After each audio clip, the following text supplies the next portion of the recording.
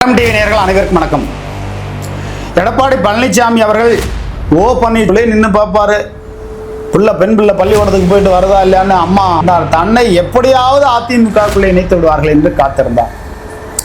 அவருக்கான அரசியல் ஞானம் அறிவு அத்தனையும் இருக்கிறது. அவரை நம்ம குறைச்சி பேசலை. அவர் குறைச்சி பேசணும்னா மறவர் சமுதாயத்தை சார்ந்தவர்கள் நீ என்ன கள்ளர் சமுதாயம்னு அப்படி பேசிக்காமாங்க.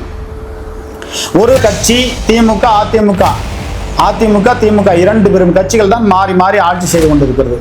ஒரு திராவிட கட்சியை அழித்து விட வேண்டும் என்பதுதான் பாரதிய ஜனதா கட்சியினுடைய திட்டம் என்பதை நான் தொடர்ந்து சொல்லி வருகிறேன். அம்மையார் சசிகலா அப்படிங்கிறத இறுதி முடிவை எடுத்த பிறகு, உறுதியான நிலையில் வந்த பிறகு வாக்கிங் பண்ண ஓ பன்னீர்செல்வம் சொல்றாரே அப்படிங்கிறது மாதிரி இருக்கு. ஓ பன்னீர்செல்வத்தோட இடத்துல வேற எவ்வளோ சம்பளம் வருதா அதை வச்சுட்டு சுத்துங்க. உங்க சட்டமன்ற நிதியிலிருந்து ஏதாவது ஒரு கமிஷன் போக்குவரத்து தார் சாலை பாலங்கெல்லாம் கட்டுறாங்களா அதில் கிடைக்குது, அந்த கமிஷனை வச்சு நீ போ. லகரம் டிவி நேயர்கள் அனைவருக்கும் வணக்கம். எடப்பாடி பழனிசாமி அவர்கள் ஓ பன்னீர்செல்வத்தை வேண்டவே வேண்டான்னு சொல்லிட்டார். அப்போ அவர் எங்கே தாயா போவார்? சொந்த வீட்டுக்குள்ளே வர வேண்டான்னு சொன்னால் எங்கெங்கே போக முடியும்? வாசல்லே நின்று பார்ப்பாரு, தெருவிலே நின்று பார்ப்பாரு. பெண் பிள்ளை பள்ளிக்கூடத்துக்கு போயிட்டு வரதா இல்லையான்னு அம்மா பார்த்துக்கிட்டே இருந்து கவனிக்கிறது மாதிரி வீட்டை எதிர்நோக்கி ராயப்பட்ட அலுவலகத்தை நோக்கியே பார்த்துக்கிட்டார். தன்னை எப்படியாவது அதிமுகக்குள்ளே இணைத்து விடுவார்கள் என்று காத்திருந்தார். அவருக்கான அரசியல் ஞானம் அறிவு அத்தனையும் இருக்கிறது. அவரை நம்ம குறைச்சி பேசலை. அவர் குறைச்சி பேசணும்னா மறவர் சமுதாயத்தை சார்ந்தவர்கள் நீ என்ன கள்ளர் சமுதாயம்னு அப்படி பேசிக்காமாங்க. ஒரு விஷயத்தை நன்றாக தெரிந்து கொள்ள வேண்டும். தமிழ்நாட்டில் இருக்கக்கூடிய அரசியலிலே ஒரு நல்ல கட்சி திமுக இரண்டு பெரும் கட்சிகள் தான் மாறி மாறி ஆட்சி செய்து கொண்டிருக்கிறது. ஒரு திராவிட கட்சியை அழித்து விட வேண்டும் என்பதுதான் பாரதிய ஜனதா கட்சியினுடைய திட்டம் என்பதை நான் தொடர்ந்து சொல்லி வருகிறேன். அம்மையார் சசிகலா அவர்களும் ஓ பன்னீர்செல்வம் அவர்களும் டிடிவி தினகரன், அம்மையார் சசிகலா அவர்களும் ஓ பன்னீர்செல்வம் அவர்களும் எடப்பாடி பழனிசாமி அவர்களும் 3 பேரும் 5 நிமிடம் உட்கார்ந்து பேசினால், மனம் திருந்தி பேசினால் எல்லா பிரச்சனையும் சரியாயிரும். 5 நிமிஷம் உட்கார்ந்து பேசினா சரியா போயிரும்னு பல கட்டங்கள்ல நான் செய்தி வெளியிட்டிருக்கேன். கேட்டாங்களா? இன்னைக்கு அனைத்து இந்திய அண்ணா திராவிட முன்னேற்ற கழகம் என்ற ஒரு கட்சி சின்னாபின்னமாகி கொண்டு இருக்கிறது. ஆனாலும் அதிமுக என்ற கட்சிக்கு எப்பொழுதும் அழிவில்லை. அதிமுகவை சார்ந்த தொண்டர்கள், மாவட்ட செயலாளர்கள், கீழ்நிலையில் உள்ளவர்கள், மேல்நிலையில் ஒருபோதும் கலங்காதீர்கள். இந்த கட்சிக்கு என்று அம்மையார் ஜெயலலிதாவோட ஐயா எம்ஜிஆர் அவர்களுடைய ஆத்மா யாரையாவது ஒருத்தரை முன்னிலைப்படுத்தி இந்த கட்சியை மீண்டும் வீரியமாக்கும். அதுல மாற்று கருத்தே கிடையாது. நான் வாக்கிங் போனாங்க, முதல்வர் அவர்களை சந்திச்சேன். இத்தனை வருஷத்துக்கு முன்னாடி ஏன் சந்திக்கல? எடப்பாடி பழனிசாமி அவர்கள் ஓ பன்னீர்செல்வத்தை கட்சியிலே சேர்க்க மாட்டோம் அப்படிங்கிறத இறுதி முடிவை எடுத்த பிறகு, உறுதியான நிலையில் வந்த பிறகு வாக்கிங் போனாங்க, முதல்வரை சந்திச்சாங்க. இதெல்லாம் நம்புற மாதிரியாங்க இருக்கு. கம்பி சுத்துற வேலையெல்லாம் ஓ பன்னீர்செல்வம் சொல்றாரே அப்படிங்கிறது மாதிரி இருக்கு. ஓ பன்னீர்செல்வத்தோட இடத்துல வேற யாராவது இருந்திருந்தா தனி ஒரு படையை நிரூபித்திருப்பார்கள். தனக்கான ஒரு படையை நிரூபிக்கணும்னா என்ன பண்ணணும்? இப்பெல்லாம் தியாகத்துக்கானலாம் யாரும் வரமாட்டாங்க. செலவு பண்ணணும். செலவு பண்ணாமலாம் இங்கே ஒரு ஆளும் வராது. அதனால ஓ பன்னீர்செல்வத்து வீட்டுக்குள்ள என்ன ஒரு பிரச்சனை? ரவீந்திரநாத் அவருடைய பையன் ரவியும் இன்னொருத்தரும் எல்லாம் சொல்லிட்டாங்க, ஐயா குடும்பத்திலேருந்து இனி 10 பைசா எடுக்கக்கூடாது. சட்டமன்ற உறுப்பினராக உங்களுக்கு 1.5 லட்ச ரூபா சம்பளம் வருதா, அதை வச்சுட்டு சுற்றுங்க. உங்கள் சட்டமன்ற நிதியிலிருந்து ஏதாவது ஒரு கமிஷன் போக்குவரத்து தார் சாலை பாலங்கெல்லாம் கட்டுறாங்களா அதில் கிடைக்குது, அந்த கமிஷனை வச்சு நீ போ. சொத்துல இனிமேல் 10 பைசா எடுக்கக்கூடாது. அப்போ அவர் என்ன பண்ணுவார்? அதிமுக ஆட்சி காலகட்டத்தில் இருந்தவர்களையும் வீட்டு வசதி வாரியத்தில் திருச்சியில் 786 வீட்டு வசதி வாரிய தலைநகரில் 500 கோடி ரூபா ஊழல் முறைகேடு நடந்திருக்குன்னு நான் செய்தி போட்டேன். தொடர்ந்து செய்தி போட்டேன். எனக்கு பல விதமாக என்னை குளமிரட்டல் விடுதாங்க. திராவிட முன்னேற்ற கழகத்தினுடைய அமைச்சராக இருக்கக்கூடிய அன்பில் மகேஷ் பொய்யாமலே அவர்களும், நகர்ப்புற வளர்ச்சித்துறை அமைச்சரான நேரு அவர்களும் 2 பேரும் இதில் நடவடிக்கை எடுப்பாங்கன்னு பார்த்தோம். நடவடிக்கை எடுக்கல. அவங்க கட்சிக்குள்ளேயே பல சட்டமன்ற உறுப்பினர்களை அவங்க அமுக்கி நசுக்கி அந்த மாதிரி அடிமைத்தன போக்க செய்யணும்னு நினச்சிக்கிட்டு இருக்காங்க. அது வீரியமாக வேற மாதிரி வந்துருச்சு, அது வேறு விஷயம்.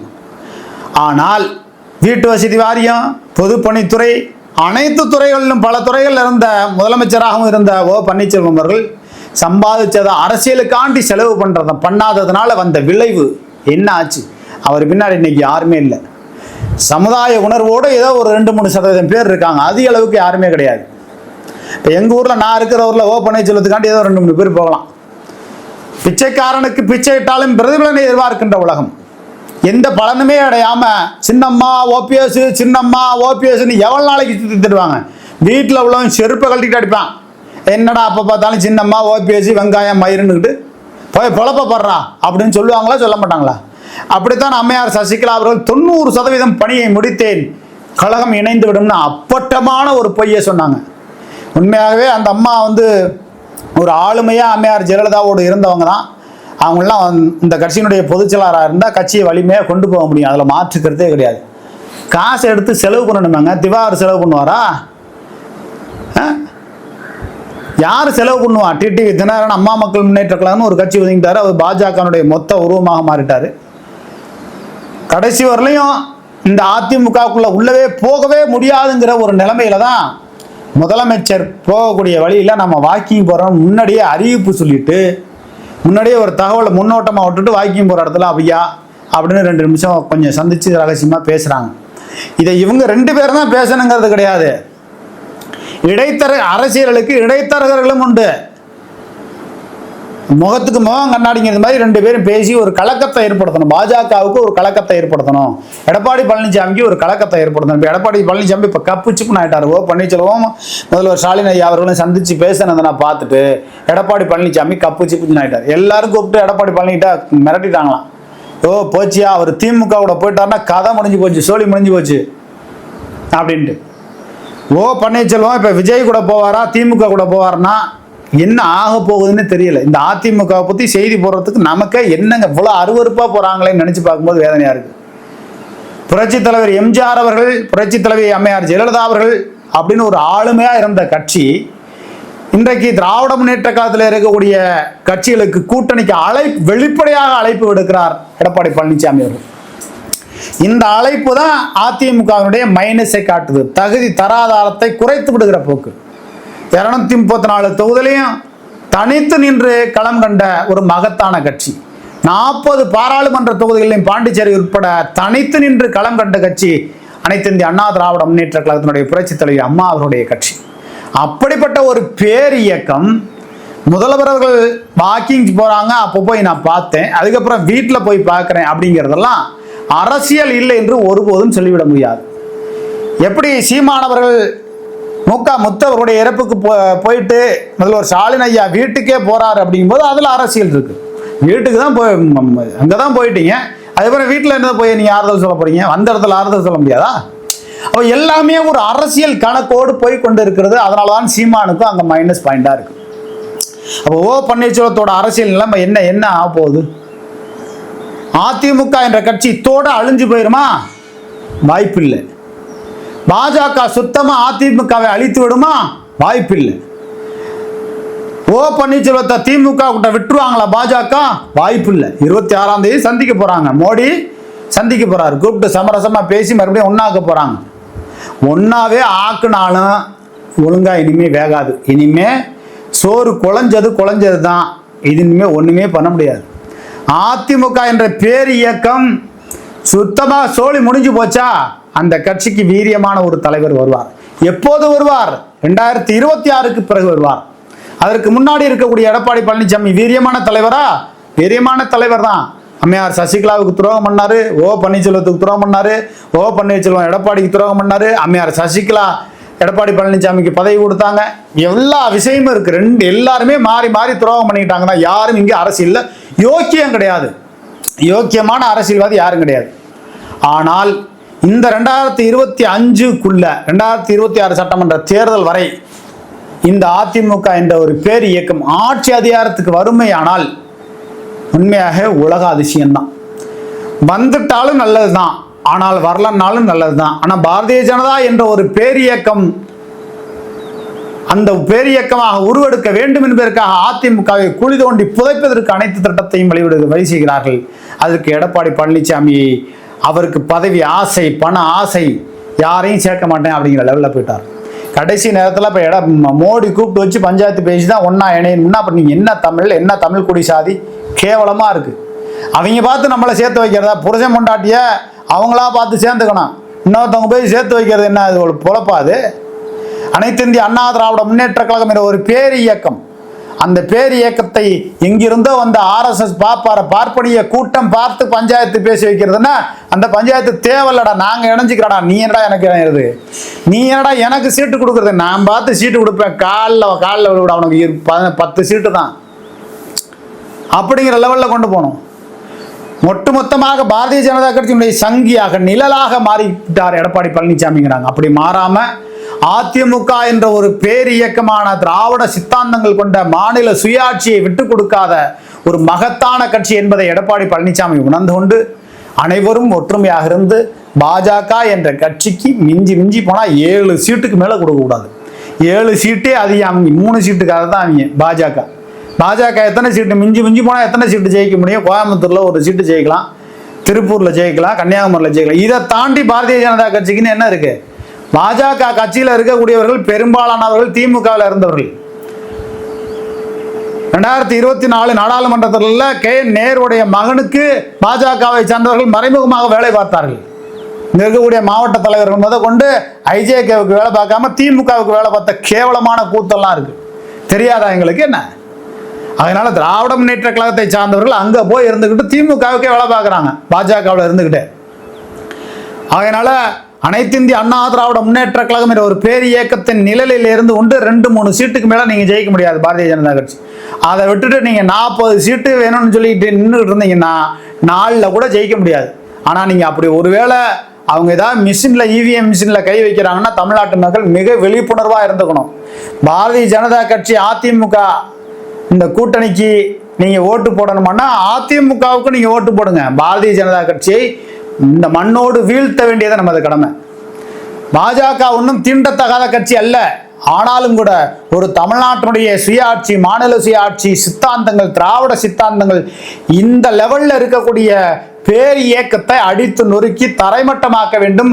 ஒரு திராவிடமா ஒரு பாசிசமா, ஒரு திராவிடமா ஒரு பாயசமா அப்படிங்கிற லெவல்ல கொண்டு வரதுக்கு எல்லா வேலையும் பண்ணிட்டு இருக்கு பாரதிய ஜனதா கட்சி. அப்ப தாவேகா கட்சி எப்படிங்க? தாவேகா கட்சி ஒரு இடைச்சொற்களால் பாஜகவால் இறக்குமதி செய்யப்பட்ட ஒரு கட்சி அப்படிங்கிற ஒரு பேச்சு எல்லா இடத்துலயும் இருக்கு. பாஜகவோட ஆளு யாராருங்க? சீமானும் விஜயும் பாஜகவோட ஆளுங்க அப்படிங்கிற ஒரு விமர்சனம் இருக்கு. அதனால தமிழ்நாட்டு மக்கள் இந்த 2026 சட்டமன்ற தேர்தலை மிகவும் கண்ணும் கருத்துமாக, இன்னும் 7 மாசம் இருக்கு, இன்னும் என்ன வேண்டுமானாலும் நடக்கலாம். நிச்சயமாக பன்னீர்செல்வம் தன்னிச்சையாக துணிச்சலாக எந்த ஒரு முடிவையும் தைரியமாக அவரால் எடுக்க முடியாது. இன்னைக்கு திடீர்னு ஒரு மாநாடு போடணும், 1 கோடி ரூபாய் செலவு பண்ணா கூட அவர்கிட்ட காசு இல்லை. அவங்க பையங்க உருவிட்டு விட்டுட்டாங்க. இங்க அங்க போறது திமுகவோட ரகசிய உடன்பாடு வைத்துக் கொண்டு சுயேட்சையா நின்னாலும் கூட இவங்க யாராவது 2 பேரும் ஜெயிச்சுட்டு அப்படி சொத்தை பாதுகாக்கிறதுக்கு தான் அந்த வேலை பண்றாங்களே தவிர சாதி பற்றோ திராவிட சித்தாந்தங்களுடைய பற்றோ எதுவுமே பன்னீர்செல்வத்துக்கு பெரிய அளவுக்கு இல்லை. அப்படி பெரிய அளவுக்கு இருந்துச்சுன்னா ஒரு எப்படி சொல்றது, ஃபீனிக்ஸ் பறவை போல தன்னை மீண்டும் தன்னை வளர்த்து கொண்டு அரசியலுக்குள்ள வரணும். பாஜக செய்கிற அத்தனை திட்டங்களுக்கும் அங்க சிஞ்சா தட்டிக்கிட்டு இப்போ பாஜகவை எதிர்ப்பது போன்ற ஒரு வேலைகளை பன்னீர்செல்வம் செய்கிறார். அம்மையார் சசிகலா அவர்கள் 90% நான் பணியை முடித்து விட்டேன் என்று சொல்லி இன்னைக்கு அரசியலில் இருக்கிற இடம் தெரியாம இருக்காங்க. அப்ப இந்த முக்குளத்தோர் இனம் என்று அரசியல்ல ஒண்ணுமே இல்லைங்கிற லெவல்ல போயிருச்சு. முக்குளத்தோர் இனத்திற்கு இனிமே ஸ்ரீதர வாண்டியார் இருக்காரு, மூவேந்தர் முன்னேற்ற கழகத்தை சார்ந்த ஸ்ரீதர வாண்டியார் இருக்காரு. அவரை போய் பாருங்க. முக்குளத்தூர் சமுதாயத்தை சார்ந்தவர்கள் ஸ்ரீதர வாண்டியார் கட்சியில, மூவேந்தர் முன்னேற்ற கழகம் கட்சியில போய் இணைஞ்சுக்குங்க. நீங்க வேற யாரையும் நம்பி இருந்தீங்கன்னா எடப்பாடி பழனிசாமி முக்குளத்தூரை சுத்தமா இது பண்ண மாட்டாரு. அதுபோல அம்மையார் சசிகலா அவர்கள் 90% நான் பணிகளை முடித்து விட்டேன்னு சொல்லி முக்குளத்தூர் நெத்தியில பட்ட ராமம் போட்டுட்டாங்க. பன்னீர்செல்வம் இந்த முக்குளத்தூர் இனத்திற்கு எதுவும் செய்ய மாட்டாரு, வாய்ப்பே கிடையாது. டிடிவி தினகரன் அவருன்னு ஒரு கட்சி வச்சுக்கிட்டார். அவர் சொத்தை பாதுகாக்கிறதுக்கு, அவர் சம்பந்தி சொத்தை பாதுகாத்துக்கிறதுக்கு அவர் ஒரு இயக்கம் நடத்துறாரு, அவ்வளவுதான். முக்குளத்தூர் சமுதாயத்தை சார்ந்தவர்கள் அரசியல் வேணும், தனக்கான பாதுகாப்பு வேணும்னா தென் மாவட்டத்தில் PMT இசக்கிராஜா இருக்காரு, அவங்கள்ட்ட ஒரு குரூப்பு போயிட்டு இருக்கு. போட்ட எல்லாருமே வளரணும், மாற்றுக்கிறது இல்லை. மூவேந்தர் முன்னேற்ற கழகம் என்பது கல்லறு மரவர் அகமுடையர். இன்னும் பிற சமுதாயத்தை சார்ந்தவர்களும் மூவேந்தர் முன்னேற்ற கழகத்தில் இருக்காங்க. அப்படி மூவேந்தர் முன்னேற்ற கழகத்தினுடைய தலைவர் ஸ்ரீதர் வாண்டியார் கவரப்பட்ட சிங்கம் என்று சொல்வார். உண்மையாக தன்மானம் உள்ளவர், எந்த சாதியையும் இழிவா பேச மாட்டார், பிற சமுதாயத்தை சார்ந்தவர்களை இழிவா பேச மாட்டார். அவர் முக்குளத்தோர் இனம் சார்ந்த சாதி பெருமைகளை பேசுவார், தமிழ்குடி சாதி பெருமைகளுக்கு ஆதரவு அளிப்பார். ஆனா எந்த சாதியும் இழிவா கேவலமா எந்த இடத்துல அவர் பேசினதை நான் கேள்விப்பட்டதே இல்லை. அப்படிப்பட்ட ஒரு நல்ல தலைவர் இருக்கிறார் ஸ்ரீதர் வாண்டியார். அவர் பின்னாடி போங்க. ஒன்றும் இல்லைங்க, நீங்கள் தேவர் ஜெயந்திக்கு குரு பூஜைக்கு ஒரு 2 லட்சம் பேருக்கு அன்னதானம் போடுவார். அம்மையார் சசிகலா வந்து 2 லட்சம் பேருக்கு அன்னதானம் போடுவாங்கன்னு நம்ம கேள்விப்பட்டிருக்கோமா? ஓ பன்னீர்செல்வம் ஒரு 10,000 பேருக்கு அன்னதானம் போட்டிருக்காரு, எங்கேயாவது கேள்விப்பட்டிருக்கோமா? டிடிவி தினகரன் தேவர் ஜெயந்தி குரு பூஜைக்கு ஏதாவது ஒரு 1 லட்சம் பேர் 50,000க்கு அன்னதானம் போட்டிருக்காருன்னு கேள்விப்பட்டிருக்கோமா? தான் சம்பாதிக்கிறதுலேருந்து பாக்கெட் நிறையும் போச்சுன்னா கொஞ்சம் பேருக்கு எடுத்து கொடுக்கணும். அமுக்கி வச்சா என்ன ஆகும்? ஆனால் அதையெல்லாம் மாற்றாக இருக்கக்கூடிய ஒரு அற்புதமான தலைவர் யாருன்னா உண்மையாகவே மூவேந்தர் முன்னேற்ற கழகத்தினுடைய தலைவர் ஸ்ரீதர் வாண்டியார் அவர்கள் தான்.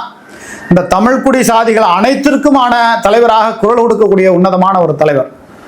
அவரை நான் வந்து அதிகமாக பார்த்ததில்ல, ஒரு 3 முறை சந்திச்சிருக்கேன். நல்ல ஒரு விவசாயம் சார்ந்த நல்ல விஷயங்களை நிறைய பேசுவார். நீர்வழி பாதைகளை உருவாக்கி நீர்வரத்து போக்குகளை உருவாக்கணும். எப்படி ஜப்பான் போன்ற நாடுகளில் நீர்வழி பாதைகளை உருவாக்கி அதில் படகு கப்பல் இதெல்லாம் விட்டு பேருந்து எப்படி இருக்கோ அதுபோல் நீர்வழி பாதைகளை உருவாக்கி அதில் மக்களை பயணமாக்க வேண்டும் அப்படின்னு சொல்லுவார். எவ்வளோ பெரிய அருமையான திட்டம் தெரியுமா? இன்றைக்கு திருச்சியில் கொள்ளிட பகுதியிலேருந்து தண்ணி வேஸ்ட்டாக கடலுக்கு போகுது. அதை வைகை குண்டாறு திட்டத்தில் கொண்டு வரணும்னு சொல்லி நாங்கள் தான் கொண்டு வந்தோன்னு திமுக சொல்லுது. இல்லை நாங்கள் தான் கொண்டு வந்தோன்னு அதிமுக சொல்லுது. கடந்த 10 ஆண்டு காலமாக அனைத்து இந்திய அண்ணா திராவிட முன்னேற்ற கழகம் செய்யலை. இந்த 5 ஆண்டு காலத்தில் திமுக அந்த பணியை தொடங்கலை. அப்போ திராவிட கட்சிகள் இந்த வைகை குண்டாறு திட்டத்தையும் கைவிட்டு விட்டது. அப்போ ஸ்ரீதர் வாண்டியார் அவர்கள் திராவிட முன்னேற்ற கழகத்தினுடைய கூட்டணியில் இருக்கார். கண்டிப்பாக 2026 வெற்றி பெற்று விடுவார். இந்த வைகை குண்டாறு திட்டத்தை ஒரு லெவலில் கொண்டு வந்து இந்த மக்களுக்கான ஒரு தலைவராக இருக்கக்கூடிய அவர் மூலயமாக அது நடக்கணும். அதனால தான் சொல்கிறோம், தமிழ்நாட்டில் இருக்கக்கூடிய அனைத்து இந்திய அண்ணா திராவிட முன்னேற்ற கழகத்திற்கு என்றைக்குமே அழிவில்லை. 2026க்கு பிறகு ஒரு வீரியமான தலைவர் வருவார். இப்போதைக்கு இருக்கக்கூடிய சூழ்நிலையிலே தமிழ்நாட்டில் இருக்கக்கூடிய முக்குளத்தூர் இன மக்கள் தமிழ்குடி சாதியை சார்ந்தவர்கள் நீங்கள் ஓ பன்னீர்செல்வத்தையோ டிடிவி தினகரனையோ அம்மையார் சசிகலா அவர்களையோ நீங்கள் நம்புங்கள், நம்பாமல் போங்க. ஆனால் அது வேறு விஷயம். ஆனால் பெரிய அளவுக்கு நம்பாதீங்க. 90% பணிகளை முடித்து விட்டேன் என்று சொல்லி இன்னைக்கு அமைதியாக இருக்கிறாங்க. அவங்க அரசியலுக்கு கூட வர வேண்டாங்க. 4 பேத்துக்கு தானம் தர்மம் பண்ணுறாங்களா, அவங்க பண்ணலைனாலும் அவங்க சொந்தக்காரவங்க பண்ணணும். அவங்களும் பண்ணுறதில்ல. எல்லாம் சொத்துக்களை அமைக்கணும். திவாகரன் போன்றவர்கள் சொத்துக்களை அமைக்கணும். அதனால முக்குளத்தூர் சமுதாயம் தமிழ்குடி சாதியை சார்ந்தவர்கள் ஓடுங்கள். கடலூர் மாவட்டத்தில் கவரப்பட்டு சிதம்பரம் பகுதியில் கவரப்பட்டு என்ற ஒரு பகுதி இருக்கிறது. அங்கே ஒரு சிங்கம் இருக்கிறது. மூவேந்தர் முன்னேற்ற கழகத்தினுடைய தலைவராக நம் காலத்திலே வாழும் தேவராக இன்றைக்கு இருந்து கொண்டு இருக்கிறார் கவரப்பட்ட சிங்கம் ஸ்ரீதர் வாண்டியார் அவர்கள். அவரை நோக்கி ஓடுங்கள். அதுதான் உங்களுக்கு பாதுகாப்பான அமைப்பாக இருக்கும், இயக்கமாக இருக்கும், கட்சியாக இருக்கும் அப்படிங்கிறது இந்த செய்தியின் வாயிலாக தெரிவித்துக் கொள்கிறேன். அனைத்து இந்திய அண்ணா திராவிட முன்னேற்ற கழகம் என்ற ஒரு பேர் இயக்கம் ஒரு நல்லா இருக்கணும்னா பாஜகவினுடைய சித்தாந்தங்களை பேசாம அதிமுக என்ற திராவிட சித்தாந்தங்களை பேசி எம்ஜிஆர் போல நடுநிலை அரசியலை எடப்பாடி பழனிசாமி செய்தாரையானால் அதிமுக இன்னும் வலுப்பெறும். இல்லை என்றால் 2026க்கு பிறகு இன்னும் மற்றும் ஒரு நல்லதொரு தலைவரை தேர்ந்தெடுக்கக்கூடிய தலைவர் உருவாகக்கூடிய அளவு இனிமே பிறக்க போறதில்ல அந்த தலைவர். அந்த கட்சியில யாரோ ஒருத்தர் ஒரு வீரியமா நல்ல தலைவராக வருவதற்கான வாய்ப்புகள் புரட்சித் தலைவர் எம்ஜிஆர் அவர்களுடைய ஆன்மாவும் புரட்சித் தலைவர் அம்மா அவர்களுடைய ஆன்மாவும் அந்த ஆசீர்வாதத்தோடு அது நடக்கும். பாஜக வந்து பஞ்சாயத்து பண்ற லெவலுக்கு இருக்காது.